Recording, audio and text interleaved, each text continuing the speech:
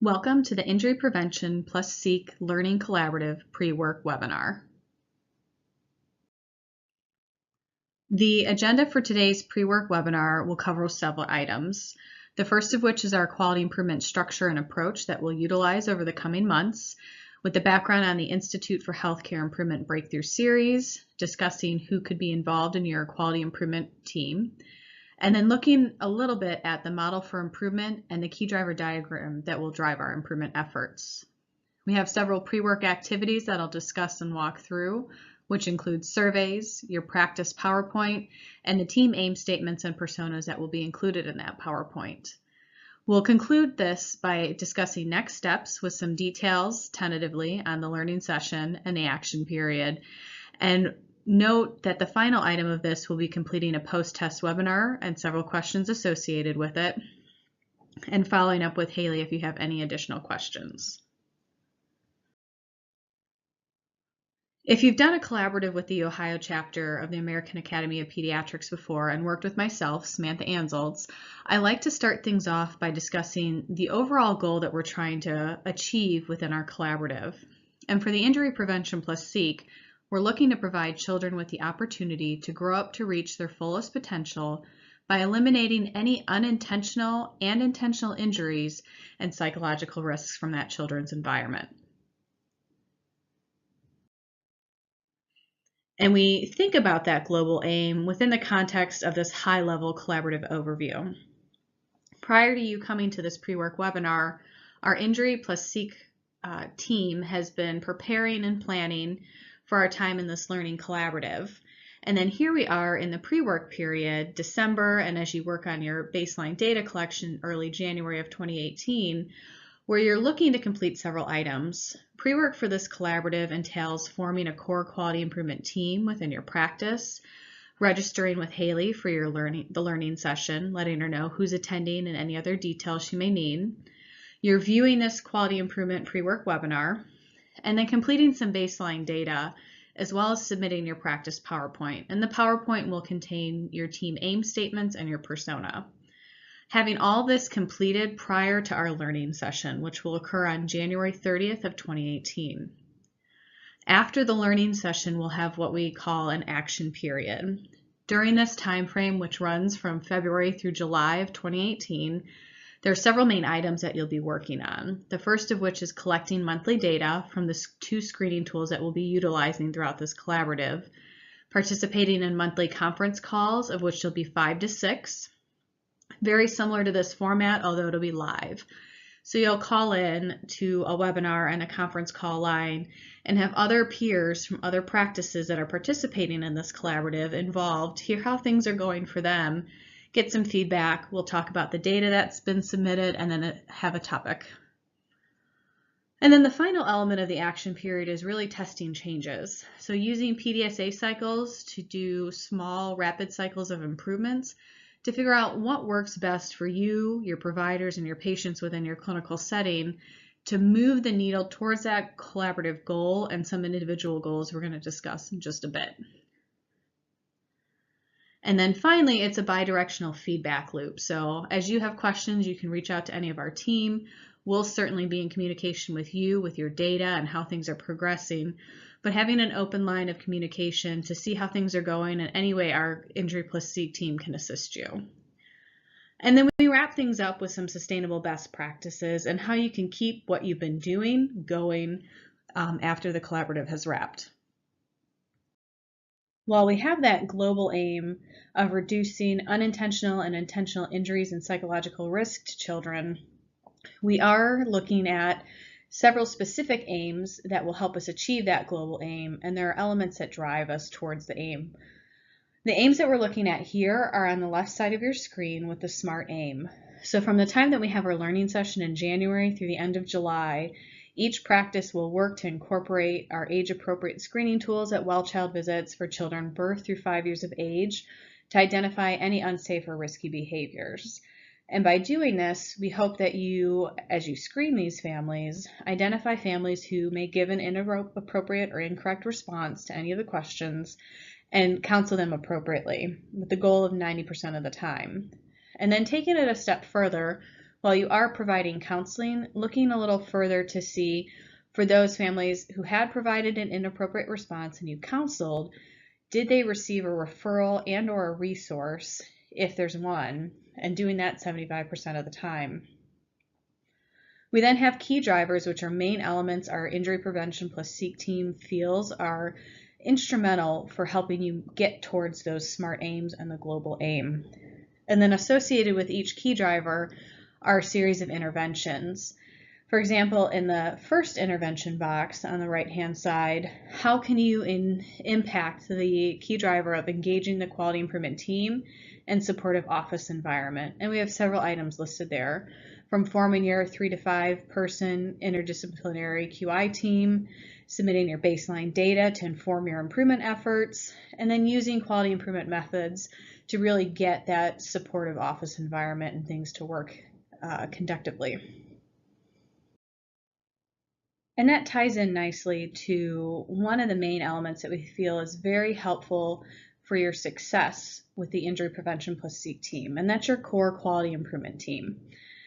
Taking time to identify the right people who will assist in testing the changes during this collaborative, and not only doing that, but supporting the testing, implementation, and the longevity of the project, even as the collaborative has wrapped.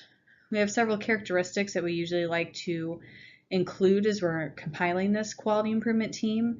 We encourage that it's multi or interdisciplinary, so you have team members coming from throughout the office. It's helpful to have those clinicians, be it physicians or nurse practitioners, that are going to be speaking with the families about their responses on the screening tool. Someone that may be helping with the data collection and entry from an administrative or front office role. The officer manager may help coordinate everyone's involvement. Nurses that are bringing patients back, doing vitals and intake paperwork, reviewing responses and grading the tool may be instrumental. And then given that we've added the SEEK element to it, it may be helpful if you do have access to a social worker within your practice, or even one that you're able to refer families to have them involved so that they can be a part of this process. And then of course, we do encourage you to have a physician champion, someone who's going to really be holding everyone accountable within the core quality improvement team, encouraging the effort, getting more buy-in, not only with the testing of changes, but as you're working towards spreading changes to the rest of the clinical setting. That physician champion may also be the day-to-day contact, or you may assign someone else to be the main person of contact for Haley, so she can communicate things about the learning session, action period calls, and different resources.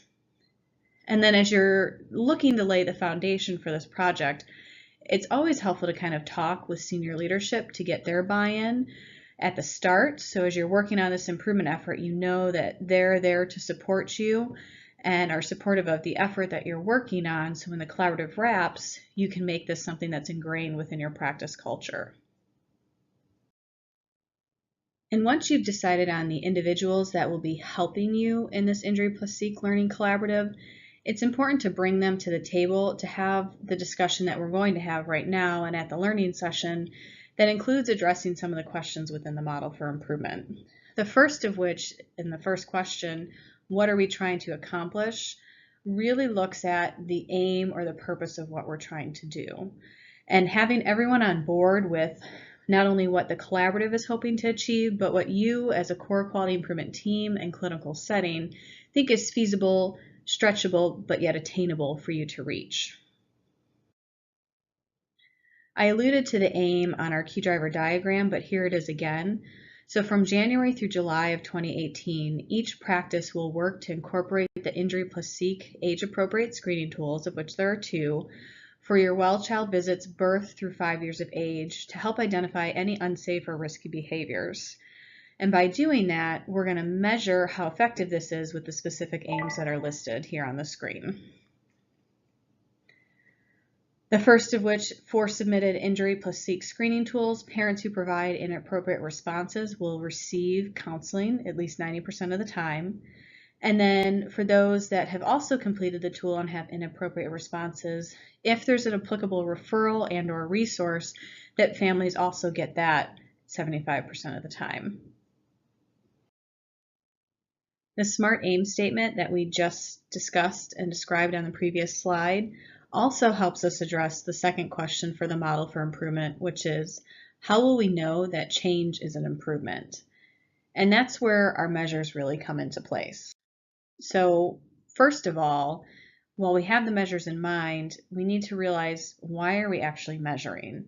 And for our quality improvement projects that we do within the chapter, it's really to facilitate learning, and we're not trying to judge you against a standard or compare you against other individuals within the practice, but we want you to help recognize areas within your own clinical setting for improvement and really defining the gap that exists between where we are and where we need to be.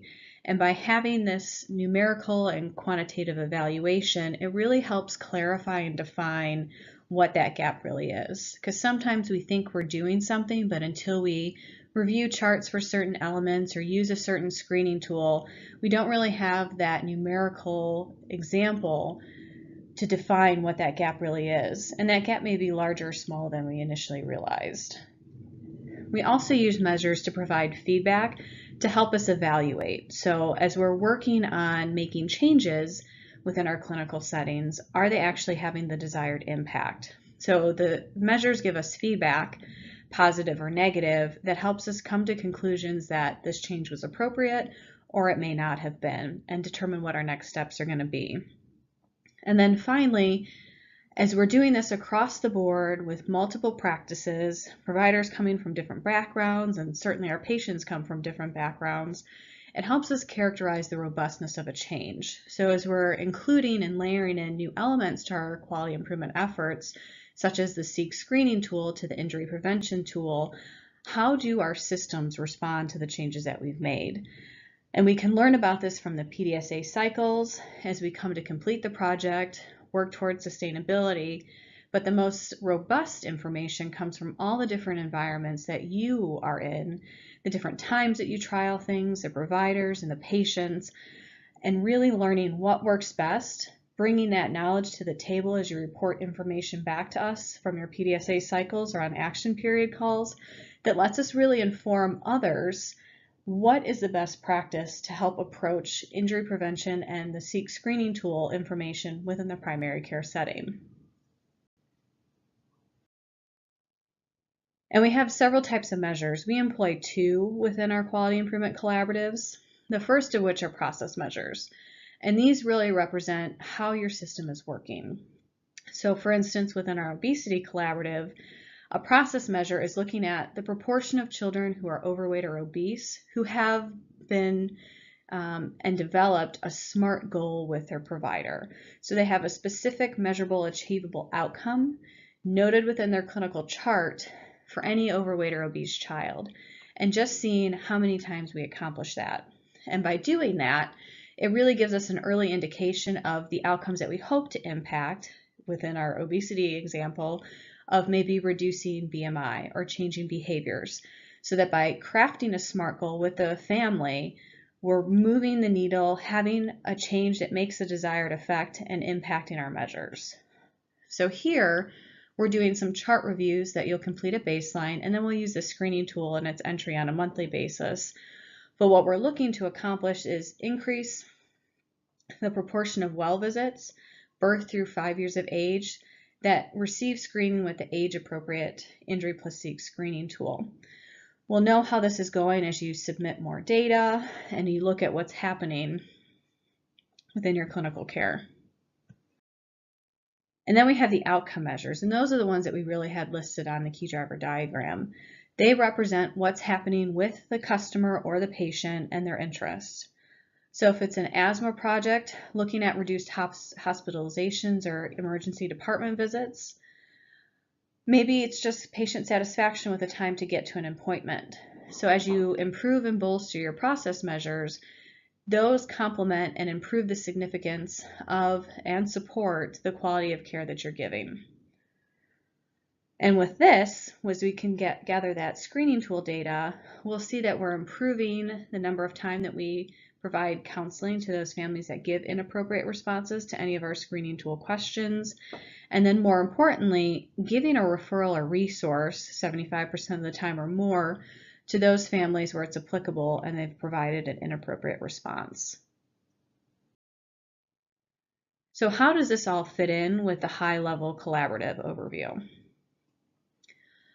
We have measures that we collect at baseline from your baseline chart reviews as well as your monthly screening tools, but also some elements that you've completed as we've talked about pre-work, and we'll go into a little more detail with your pre-work provider baseline survey that'll be done at pre and post collaborative, and then your data collection. Again, some at baseline, and then the majority of what you'll be doing during the action period is entering your screening tool data. If we have practice narratives that go out, those are usually via SurveyMonkey, and they help give us an indication of successes, challenges, different items that you're facing that we can work to help you on and maybe bring to the larger picture and conversation at action period calls if we start to see themes develop. And then, of course, from the learning session, working on improving your office flow and your PDSAs and going back and doing multiple iterations of those as you hone the processes that you've been improving. So tying this all back to the model for improvement, we know what we're trying to accomplish. We have our aims situated and discussed with our teams, as well as within the context of the collaborative. We know what our changes hopefully move towards in terms of the SMART aims and measures that we've outlined. But then the final question is, what change can we make that actually moves those measures in the direction that we want and result in improvement? We have a series of ideas and changes that we will be testing in PDSA cycles. So plan, do, study, act cycles.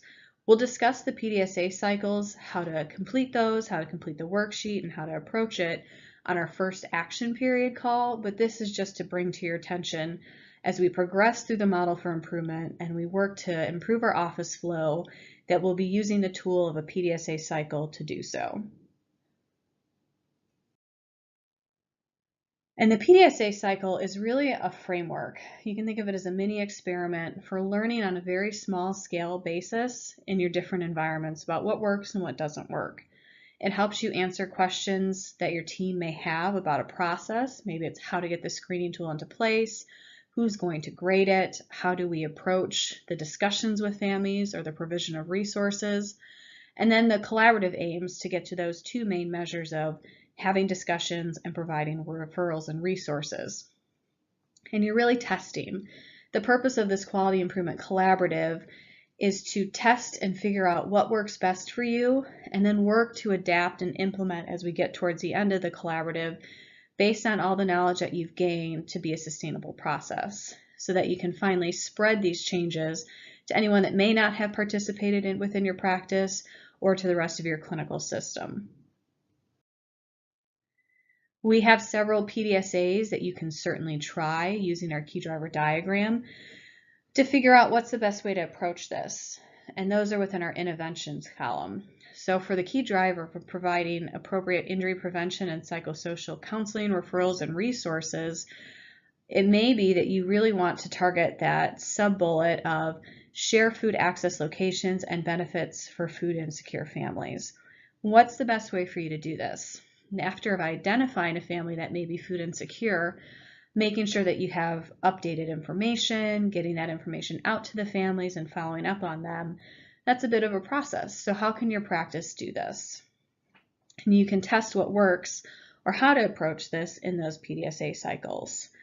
The interventions listed here are certainly just a start, and we'll discuss more that you can employ and go outside of the box to figure out how to tackle the different elements that you'll be seeing as you use this screening tool. So that brings us to our pre-work activities.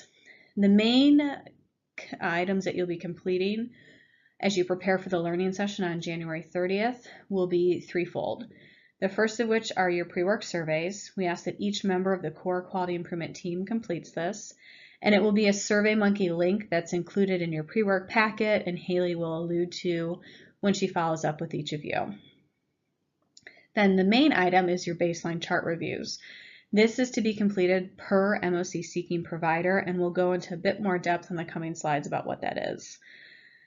Also to come with more information is how you can complete your practice story point. PowerPoint. And this will include your AIM statement for sustainability, some information about your practice, and a patient persona.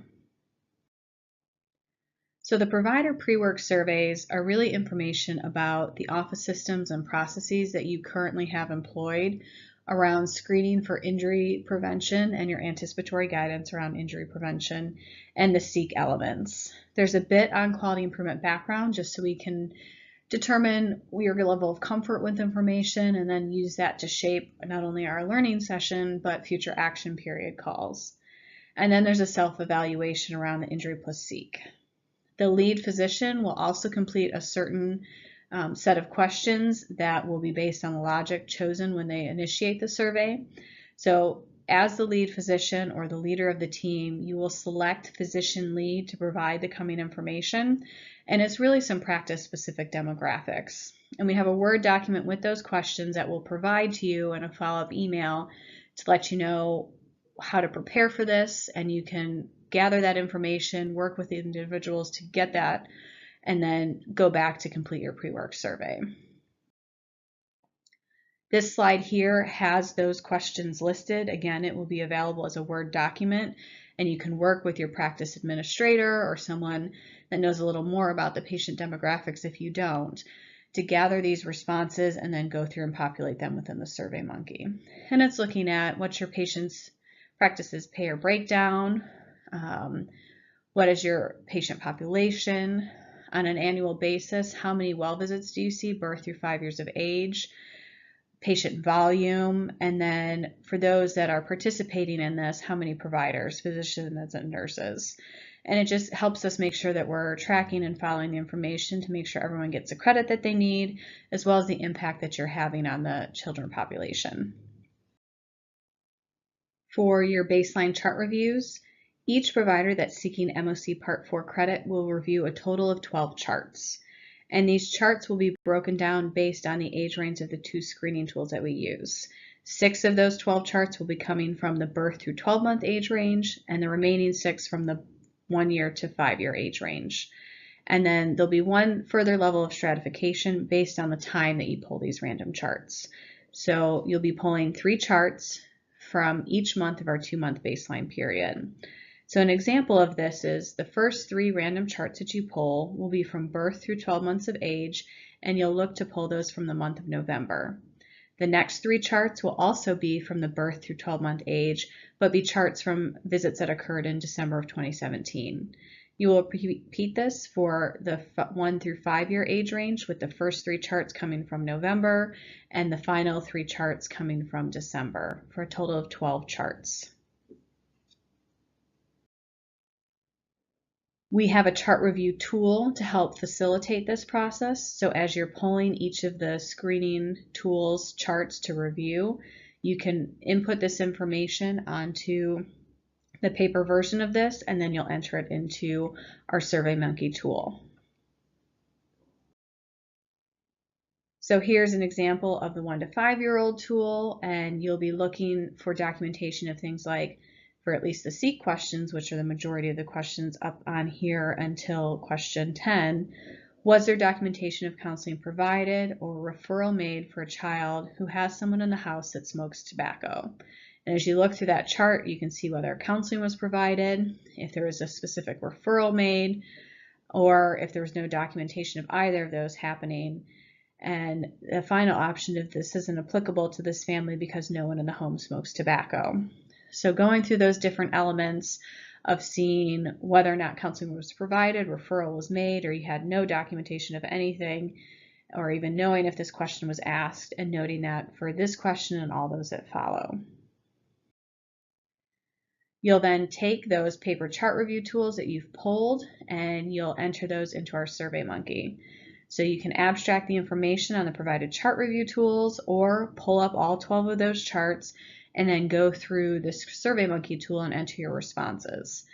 There is one benefit to having the paper chart review tools. If you've done some mistake in your data entry, you have that to refer back to and go ahead and edit the SurveyMonkey survey.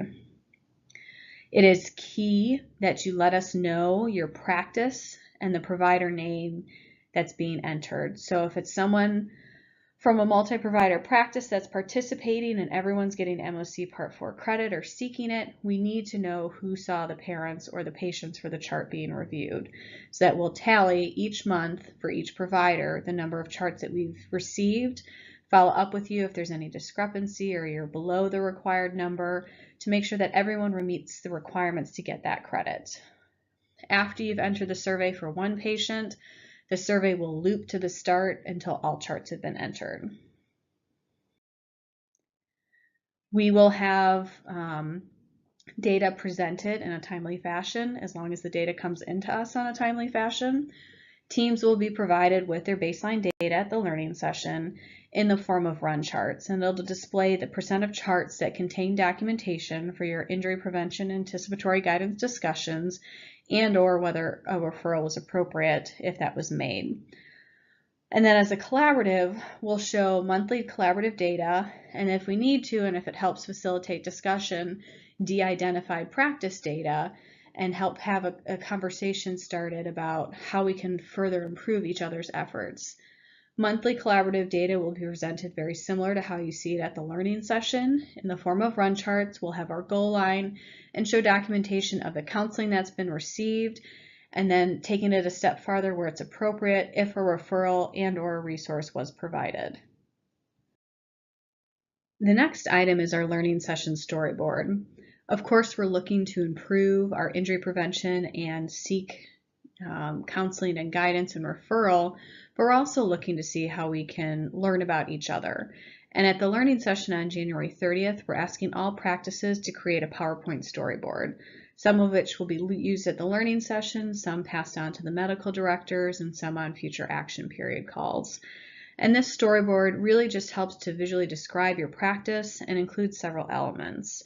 We want to know about your practice team, characteristics of your practice and the patient's infrastructure that you have, looking at your aim and your persona, why your team is participating in this, and then some strengths and resources or areas for improvement that you have. You'll be able to share this storyboard.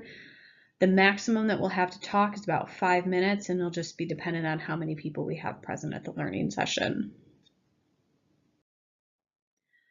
Included in this, I alluded to the aim statement. So we have the collaborative aim statement, but when you look at that, what else does your team hope to accomplish? Thinking about the collaborative and post-collaborative, are there any goals in addition to what's listed there for the injury and seek goals that you would like to achieve or modify?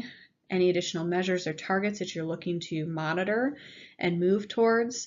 And as you're crafting that aim statement and layering in anything specific to your practice, try to be specific, ensure that it's measurable, it's action-oriented, that you've set reasonable goals for yourself, and that you've defined the time frame you hope to accomplish everything. A second component of the learning session storyboard is your persona.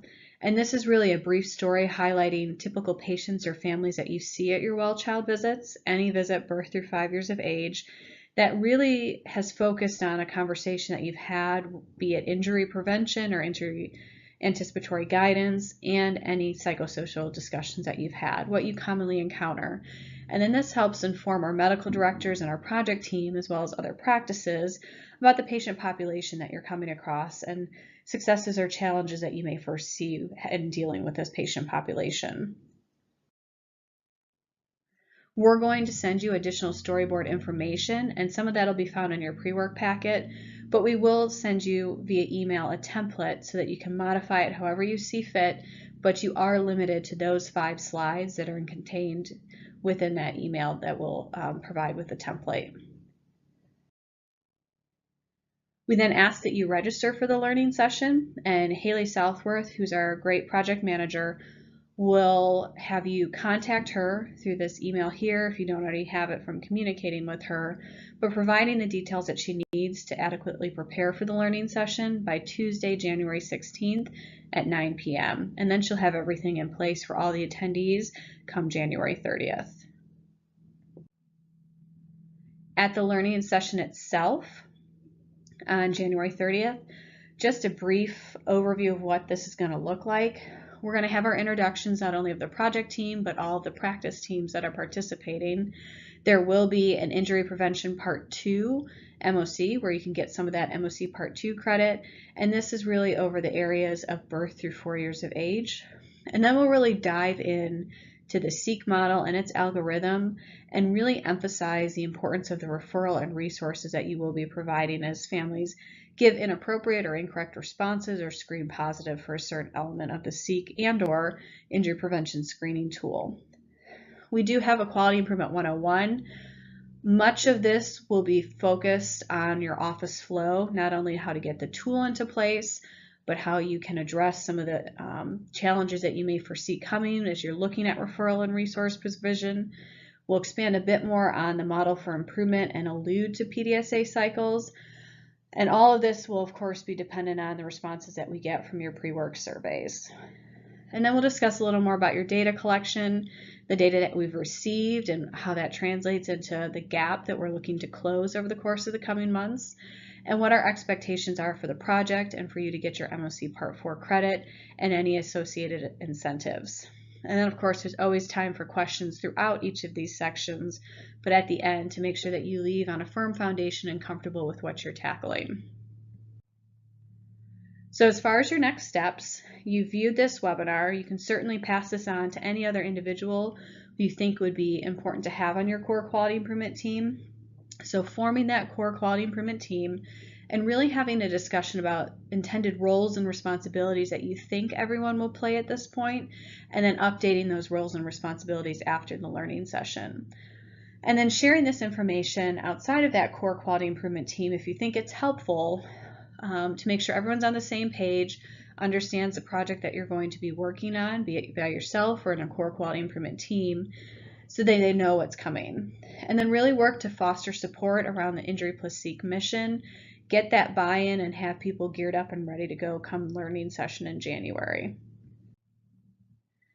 After the learning session, we really hope that you, again, walk out on firm footing and foundation feeling confident and competent, that you can engage your entire practice or at least your core quality improvement team in this effort.